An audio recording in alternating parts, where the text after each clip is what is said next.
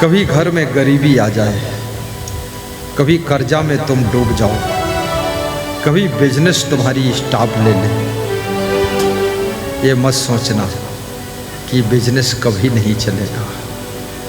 अब हम क्या करेंगे, ये कर्जा कैसे अदा करेंगे? कोई नहीं, कोई नहीं। सब कर्ज और मर्ज और फर्ज, ये तीन सबसे बताना नहीं चाहिए। कर्ज यदि सबसे बताओगे तो लोग तुम्हारे द्वार पर आना बंद कर देंगे, और मर्ज यदि सबसे बताओगे लोग तुम्हारी मजाक उड़ाना शुरू कर देंगे, अच्छा रोग में फंस गया है।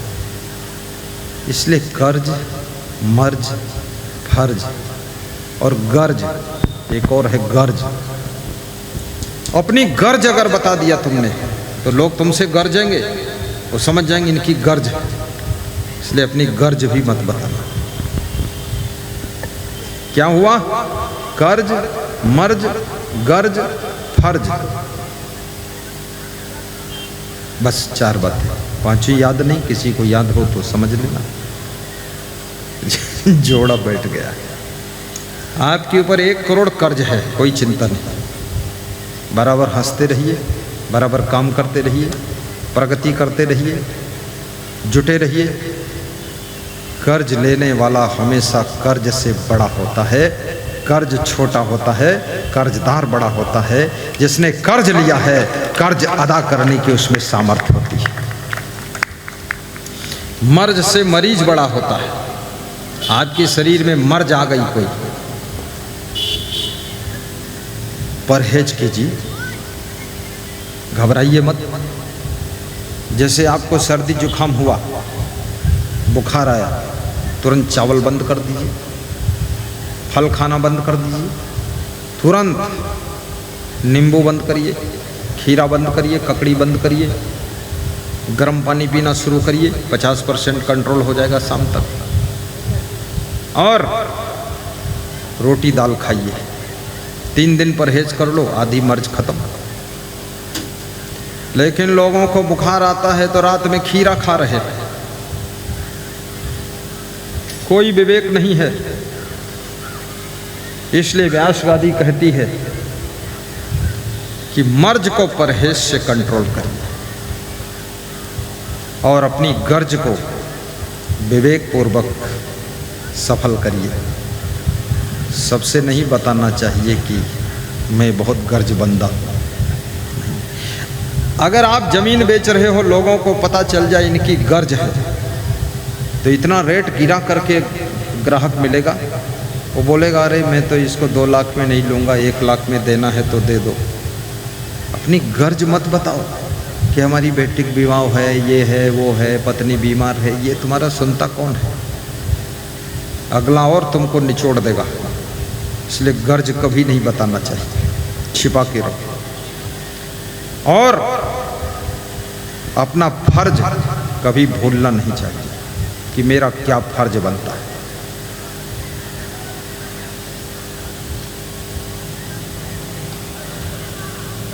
पति का क्या फर्ज है, पत्नी का क्या फर्ज होता है, ये सबको पता है। इनका क्या फर्ज है, ये सबको पता है। प्रधानमंत्री का क्या फर्ज है, ये सबको पता है। डॉक्टर का क्या फर्ज है। लेकिन मरीज को यह भी पता होना चाहिए मेरा क्या फर्ज है।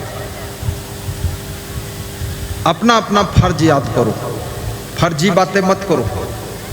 तुम्हारा क्या फर्ज है, साधु का क्या फर्ज बनता है, गुरु का क्या फर्ज है, भगत का क्या फर्ज है। और फर्ज माने कर्तव्य होता है।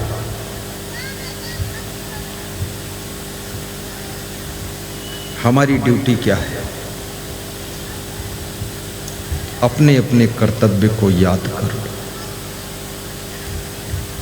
गांव से एक व्यक्ति ऊब गया, ऊब करके गांव की गंदगी से ऊब गया, गांव के कोलाहल, हल्ला गुल्ला, शोर गुल से ऊब गया और ऊब करके एक बगीचे में जाकर बैठ गया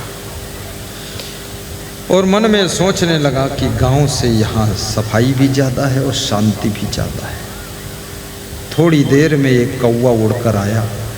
उस कौवा ने उस बैठे हुए आदमी के ऊपर बीट कर दिया, लेटरिन कर दिया।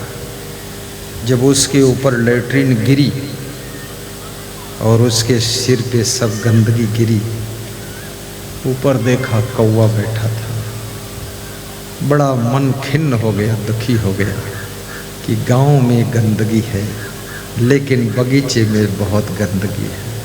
गांव में तो आजू बाजू गंदगी थी, अगल बगल, यहाँ तो खोपड़ी पर ही गंदगी गिरी। दुखी हो गया मन और बगीचा छोड़कर फिर आगे बढ़ा तो एक छोटे से जंगल में चला गया। जंगल में एक बहुत विशाल पीपल की वृक्ष के नीचे बैठ करके खुली हवा का स्पर्श करता हुआ मन में प्रसन्नता की अनुभूति कर रहा था। इतने में उस पीपल के वृक्ष के ऊपर गिद्धराज नाम का एक पंछी घोंसला बनाकर रहता था। गिद्धराज पंछी और उसकी पत्नी गिधिन से आपस में लड़ाई हुई। घोंसला उलट गया, घोंसला गिर गया। घोंसला में मांस के टुकड़े, कुछ हड्डियों के चूरे और लेटरिन गंदगी सब पड़ी थी। वो सब आकर उसके सिर पर गिरी। अरे, उसने कहा यहाँ तो गांव से, बगीचे से भी ज़्यादा गंदगी है, यहाँ तो बहुत नर्क है, चलो यहाँ रहना ठीक है। गीध और गीधिन के लड़ने से घोंसला गिर जाता है, उलट जाता है। पति और पत्नी के लड़ने से घर रूपी घोंसला भी बिगड़ जाता है, घर रूपी घोंसला भी बिगड़ जाता है। इसलिए पति पत्नी को लड़ना नहीं चाहिए। गुरु शिष्य के लड़ने से आश्रम बिगड़ जाता है। साधु साधु के लड़ने से आश्रम चौपट हो जाता है। सास बहू के लड़ने से घर की व्यवस्था बिगड़ जाती है। बाप बेटे के लड़ने से सब सुख शांति नष्ट हो जाती है। दो घर हैं आपके, एक तो घर वो है जहां तुम रहते हो, दूसरा घर ये शरीर है जिसमें तुम्हारी आत्मा रहती है। और दोनों में झगड़ा मचा हुआ है। जिस घर में तुम्हारा शरीर रहता है उस घर में भी बहुत झगड़ा है, बड़ा कलह कलेश, बड़ा राग द्वेष, बड़ा उटक्कर काम हो रहा है। जब सास बहू लड़ती है तो सासू का पति और बहू का पति ये दोनों बीच में फंस जाते हैं। क्योंकि अगर अपनी पत्नी की ओर कुछ बोले तो माँ रूठ जाती है और माँ की तरफ बोले तो पत्नी रूठ जाती है। अब इनकी दशा ऐसी होती है जो कबीर कहते हैं ना कि दुई पाटन के बीच में साबुत बचा न कोई।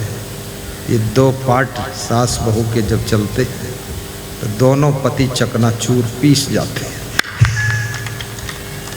इसलिए व्यास गादी निवेदन कर रही है, सास बहू गम खाकर रही है। हर चीज हर व्यक्ति की पसंद नहीं आती है। गुरु शिष्य भी गम खाकर रही है। बाप बेटे भी थोड़ा सहनशीलता बना कर रही है। और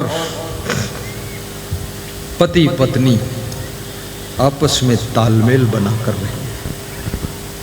जब विवाह होता है तब तुम पति पत्नी हो, जब बच्चे हो जाते तब तुम माँ बाप हो, बच्चों का विवाह हो जाता तब तुम सास ससुर हो, और जब तुम माँ बाप बनते हो तो अपने बच्चों के दोस्त भी तुम हो। और पति पत्नी दोनों को चाणक्य ने मित्र कहा है।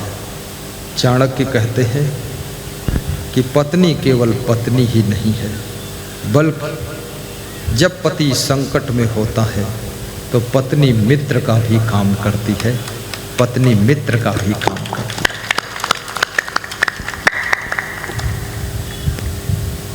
जब तुम बीमार होते हो तो तुम्हारा मित्र दवाई है, औषधि है। और जब तुम परदेश में जाते हो, विदेश में, वहाँ तुम्हारा मित्र विद्या है, तुम्हारी कला, तुम्हारे गुण और तुम्हारी शिक्षा, तुम्हारे संस्कार तुम्हारे साथ में दोस्त का काम करते हैं। और जब तुम गृहस्थाश्रम में किसी संकट में फंस जाते हो, उस समय सब तुम्हारा साथ छोड़ देते हैं, लेकिन तुम्हारी पत्नी मित्र बन करके तुम्हारे साथ खड़ी रहती है कि दुख सुख जो भी है हम साथ रहेंगे। और जब तुम्हारी मृत्यु होती है तब तुम्हारा मित्र धर्म है। धर्मो मित्रम मृतस्य च। नीति शास्त्र में लिखा है कि धर्म मृत्यु के बाद तुम्हारा मित्र यदि कोई है तो वो धर्म है। धन भी तुम्हारा मित्र नहीं, वो यहीं छूट जाता है। फिर परिवार भी मित्र का काम नहीं करता, यहीं छूट जाता है। गांव संसार रिश्तेदार सब यहीं छूट जाते हैं। ये शरीर भी तुम्हारा यहीं छूट जाता है। जो भी इससे कमाया है, मकान दुकान सब छूट जाता है, लेकिन धर्म तुम्हारे साथ में जाता है। दो ही चीजें हैं, आया है तो जाएगा राजा रंक फकीर, एक सिंहासन चढ़ चले एक बंधे जात जंजीर। जो इस दुनिया में आया है वो तो जाएगा, इसमें कोई संदेह नहीं, लेकिन जाने जाने में अंतर है। कोई सिंहासन पर बैठकर जाता है और कोई पाप की जंजीरों में बंद कर जाता है।